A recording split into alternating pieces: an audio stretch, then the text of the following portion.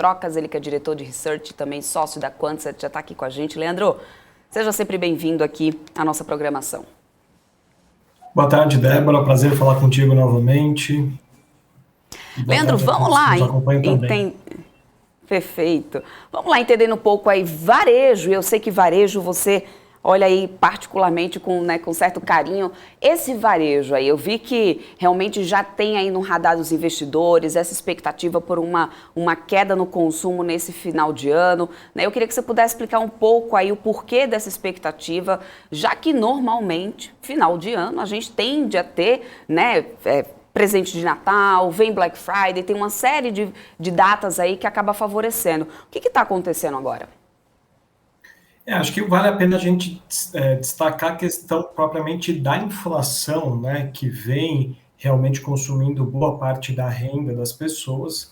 Nós passamos o ano inteiro num cenário inflacionário bastante relevante, então é de se esperar que dentro desse cenário, e ainda num processo de recuperação da atividade propriamente pós-pandemia, que tendo uma renda disponível um pouco reduzida, que as expectativas para o consumo reflitam justamente esses pontos que você colocou. Então, menos renda, menor consumo, e para ajudar também mercado de juros de mercado em alta hoje, né, vale a pena a gente falar um pouquinho dos contratos de DI, né, os contratos de juros de mercado fecharam em alta, destaque aí para o janeiro 26 fechando com 0,80 de alta.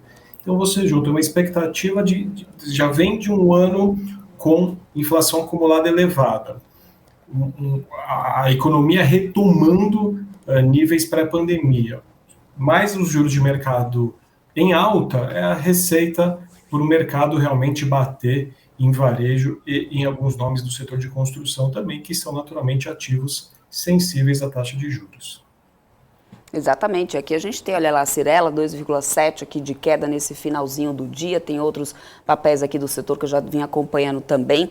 Bom, além disso, hoje a gente teve também siderurgia e mineração, aí entra a questão também da China, a cotação do minério de ferro lá fora, que já vem fazendo preço também em relação até a essas incertezas lá na China, né? É PIB que é adiado, a gente não tem uma noção aí, tudo sem nenhuma justificativa, né? Você acredita que isso é o que está sendo o driver aí de queda nesse setor de mineração, de minério de ferro, ou pode ter algum outro fator aí que está fazendo esse preço no setor de siderurgia e mineração?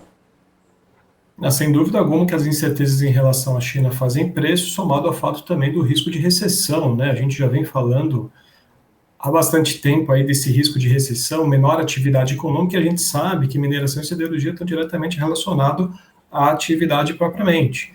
Então, se há um risco de arrefecimento da atividade mundo afora, taxa de juros subindo nos Estados Unidos, guerra Rússia e Ucrânia que parece que não tem fim, né? Então, tantos drives de incerteza em relação à atividade são refletidos nesses setores que naturalmente estão muito relacionados com a atividade propriamente da economia real, né? Então você tem um cenário de incerteza muito grande, e aí isso não só em relação aos ativos locais, como propriamente os ativos, os pares da Vale, por exemplo, hoje trabalharam majoritariamente em queda, tá? Então a Rio Tinto caiu 0,30, a Anglo América caiu 1%, o próprio minério caiu. Então, realmente, você tem aí um mercado muito cético em relação à atividade, e isso naturalmente gera reflexos nesses setores. Você falou sobre esse setor de construção, né? A gente teve, inclusive, aí uma prévia operacional sendo divulgada pela JHSF, houve uma alta aí de 12,4%. Né, das vendas contratadas, isso é só a prévia, inclusive no trimestre também teve o lançamento de mais uma fase do Boa Vista Village, até abrir aqui para poder a gente ver, VGV potencial de cerca de 300 milhões de reais. Bom, JHSF parece ter uma prévia operacional aí interessante, mas a gente também teve companhia aí divulgando prévia operacional que não agradou muito, que é o caso aqui, acho que é da MRV, que mesmo com ajuste ali do Casa Verde e Amarela, não conseguiu se sair tão bem nesse terceiro tri, né, Petrocas? Exatamente, inclusive a MRV apoiou bastante, né, após a Sim. divulgação aí dessa prévia, né, na segunda-feira as ações caíram mais de 11%. né? Então, realmente foi uma reação bastante abrupta e bastante imediata do mercado, olhando com bastante ceticismo, com bastante dúvida em relação aos ativos, às ações da MRV. Mas também, ainda dentro desse setor, vale a pena a gente destacar outros nomes relacionados principalmente a construtoras que atuam com imóveis para pessoas que têm uma renda mais baixa, entre elas Direcional, Engenharia, Construtora Cury e também as ações da Plano & Plano, que subiram bem recentemente. Então, você tem um mix de sentimentos em relação ao setor. Você tem uma MRV que apresentou essa queda relevante na segunda-feira, mas da máxima do papel no final de setembro para a mínima de segunda-feira, as ações caindo 30%. Por outro lado, nomes como Cury Direcional e Plano & Plano dobraram de preço em questão de um mês e meio, né? Então, você tem aí o investidor que queira naturalmente investir nesse setor tem que fazer uma avaliação bem minuciosa, porque não dá para generalizar, e para concluir a minha fala, de se o setor está indo bem ou está indo mal, né? Tem realmente ações performando muito bem e outras ações patinando e apresentando quedas relevantes, como o caso da MRV. Uhum. Bom, também quero falar um pouquinho sobre esse setor de petróleo. A gente teve aí o setor, aliás, né, Petrobras, Prio, né, todas elas aparecendo aqui nessa alta. A Petrobras, aliás, deu uma boa segurada nesse Bovespa, né, de não aprofundar mais quedas. Claro que nessa questão da Petrobras a gente não pode deixar de lado cenário político, né, que sempre interfere também em preço em relação à Petrobras. Mas em relação ao mesmo à commodity, ao preço da commodity lá fora, a gente teve alta nessa quarta-feira. Todo o imbróglio acontecendo aí em relação a esse preço aí do petróleo, é o Biden liberando aí estoques para ver se dá uma segurada nesse preço, é o OPEP querendo reduzir aí produção de petróleo, ou seja, você acredita que a gente deve continuar vendo, e mais um ponto, né, que você falou quando a gente estava falando do minério de ferro, que é a questão da recessão, ou seja, é um setor que deve ainda experimentar dessa volatilidade, né, diante dessas incertezas a médio e curto prazo, ou seja, entre minério de ferro e petróleo, o que você acha que poderia ser o mais indicado nesse setor de commodities nesse momento? Perfeito. O mundo ele veio com a narrativa de querer reduzir o consumo de petróleo, mas na prática a gente sabe que isso não está acontecendo.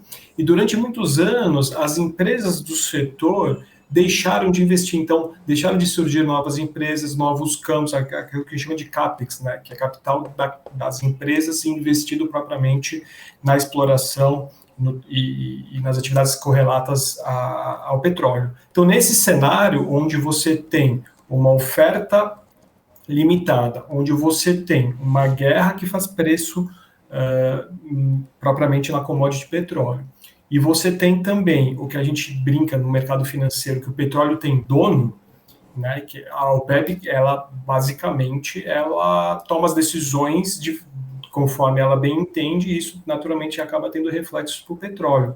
Então, me parece que não tem muito espaço para o petróleo cair, isso a curto e a médio prazo, tá? Por uma série de drivers que pressionam a commodity, vis-à-vis um minério que está extremamente fragilizado. Então, você tem drivers para queda, estabilidade e ou queda do minério propriamente, e estabilidade ou até mesmo altas fortes e relevantes, como a própria história do petróleo mostra, que às vezes há muitos solavancos no preço da commodity. Tá? Então, dado esse cenário, me parece que realmente o petróleo vai continuar sendo pressionado no sentido de se manter em níveis elevados, tal qual a gente está vendo agora. Uhum. Bom, Petrocas, eu até estou trazendo aqui o Ibovespa na semana, a gente está no meio da semana, né? A gente teve na semana passada um acúmulo de queda, agora que o Ibovespa até essa quarta-feira vai acumulando alto. Eu queria que você deixasse seu recadinho final aí para o pessoal, diante dessa movimentação que a gente, né, teve hoje, se você já viu alguma sinalização aí para o mercado, né, por esse restinho de semana.